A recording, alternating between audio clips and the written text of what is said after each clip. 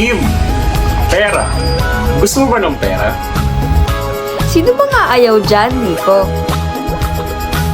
Hay nako, pera na lang talaga ang nagpapasaya sa atin. But before that, let us welcome our viewers and listeners to our podcast. If you are new here, this is your number one podcast, Konsensya FM. Guilty ka, bes? Where your conscience speaks louder than the chika. Because the hardest voice to ignore is your own konsensya. And this episode is entitled Finders Keepers. Pero alam mo Kim, mabalik tayo. Speaking of money, do you remember our last podcast? We asked at the end of the video, kung may mapupulot kang pera, what will you do? Will you spend it or will you give it back? Yes, Nico. And apparently, someone called us and is asking for advice. We rarely get a call from someone. Pero this one kasi, it's interesting. Pero alam mo Kim, nang hihingi pa lang siya ng advice, ang gusto ko nang sabihin sa kanya, no, blessing yan, i-keep mo. Huy, pero I think, safe?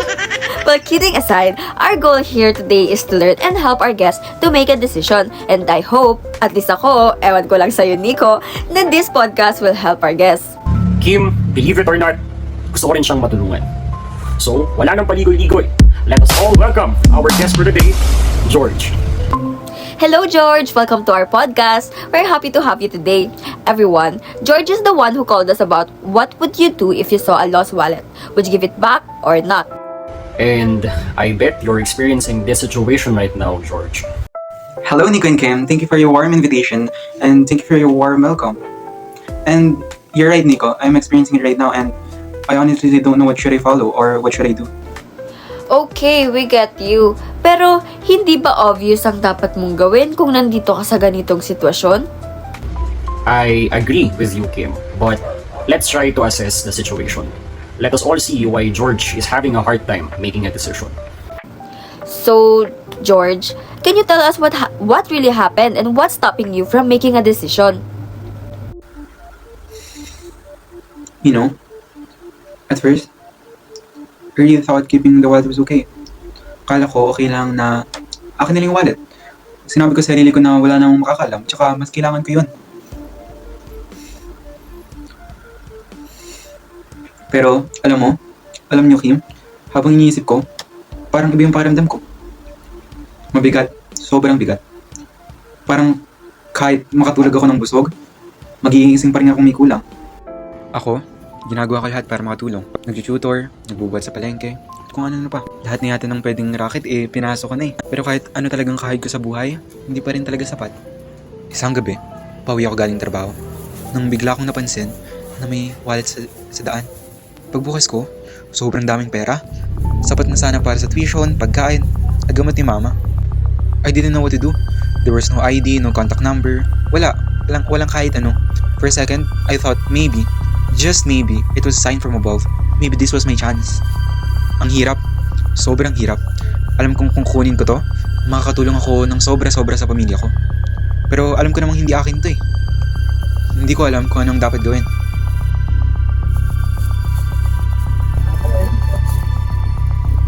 Kung ikaw ang nasa lugar ko, anong gagawin mo?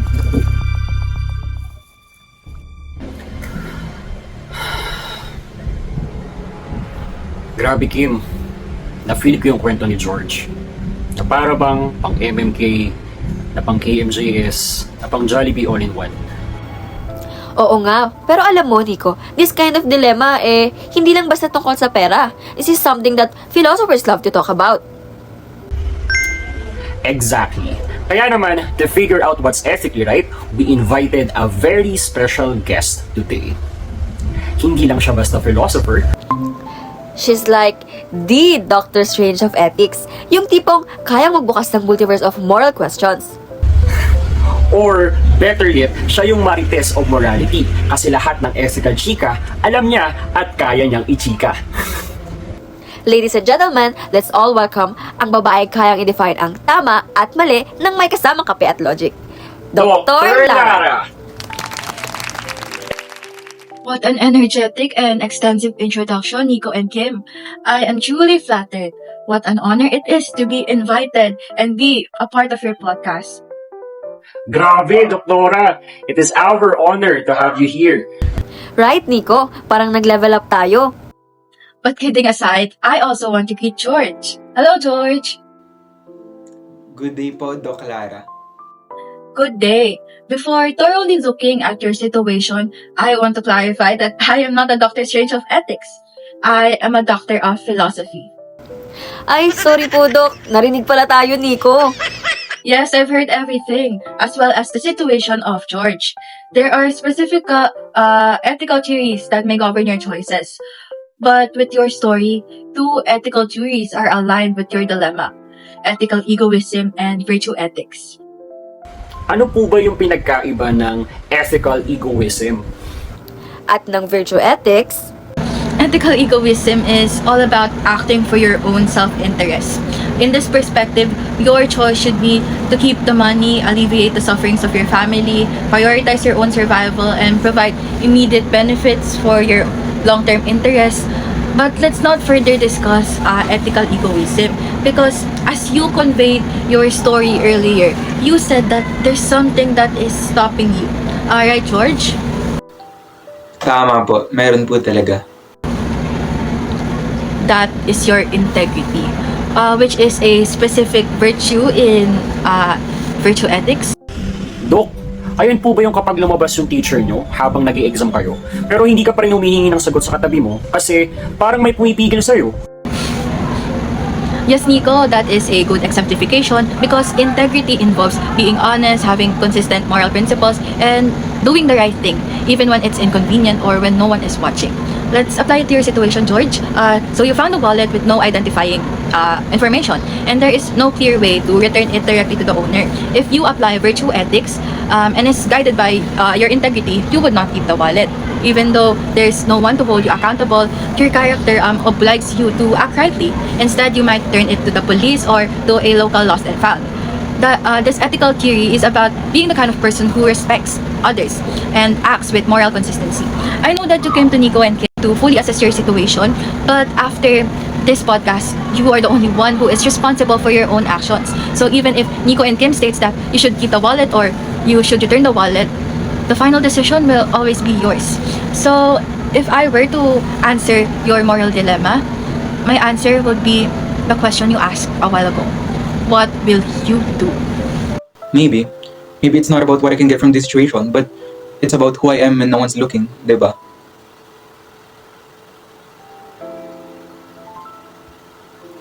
If I keep the wallet, yeah, maybe I'll solve a few problems. Pero kung ganun, paano yung pagkatao ko? Integrity isn't about the rules or rewards, right? It's about being honest and consistent, even if no one's watching, even if it's hard. So I decided, I'll bring the wallet to the police station, or maybe sa barangay. I just can't keep it, because I don't want to fix my life with other people's hard-earned money. I guess I just want to be that kind of person, the one who does the right thing, not because someone's watching, but because it's genuinely who I am. and that, George, is what true integrity looks like.